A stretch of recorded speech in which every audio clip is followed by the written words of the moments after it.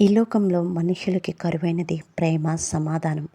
కానీ కొలస్సీలకు రాసిన పత్రికలో పౌలు ఎంత చక్కగా వివరించాడంటే, కొలస్సీలకు రాస్తూ అందరూ ఒకరినొకరు ప్రేమ కలిగి విధేయులై ఉండుడి.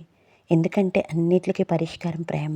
ప్రేమన్న దగ్గర పంతము, పౌరుషము, అలాగే ద్వేషం అనేది ఉండదు. ప్రేమ అన్నిటిని జయించేస్తుంది.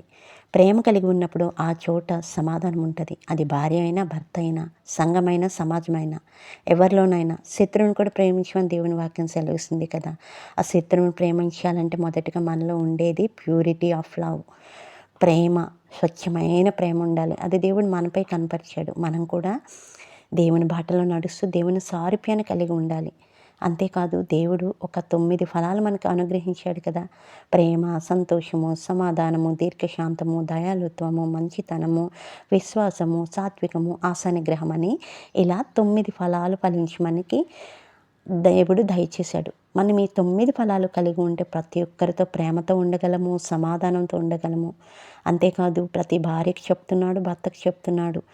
మన ప్రతి భార్యకు తన భర్త శిరస్సై ఉండాలి. తన యందు గౌరవం కలిగి ఉండాలని చెప్తున్నాడు. విధేయులమై ఉండమని చెప్తున్నాడు. అంతేకాదు భర్తలారా మీ భార్యను ప్రేమించమని చెప్తున్నాడు.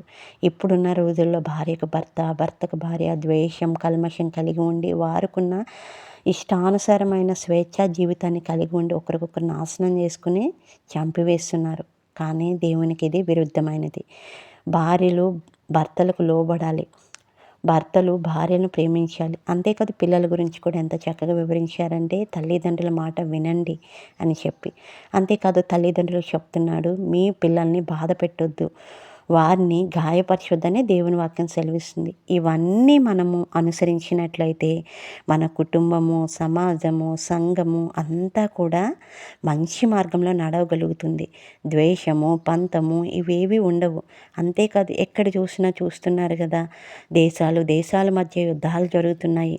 ఎక్కడ చూసినా బాంబు దాడులు జరుగుతున్నాయి. ఇవన్నీ ఎందుకు? మనిషి తన స్వార్థం కోసం ఏదో ఒక స్థలం ఆక్రమించాలి అని. కానీ మనుష్యులను ప్రేమించినట్లయితే ఇవన్నీ జరగవు, ఇవన్నీ తొలగిపోతాయి, ఇవన్నీ ఉండవు. భూమిని దేవుడు మనకు అనుగ్రహించి భూమి మీద మీరు ఫలించి విస్తరించి అభివృద్ధి పొందమని చెప్తుంటే, దేవుని వాక్యానికి, దేవుని మాటకు లోబడకుండా విరుద్ధంగా ప్రవర్తించి వారి స్వార్థాన్ని, స్వలాభాన్ని ఆచరించి ఎక్కడ చూసినా యుద్ధాలు చూస్తున్నారు. దేవునికి ప్రార్థించండి.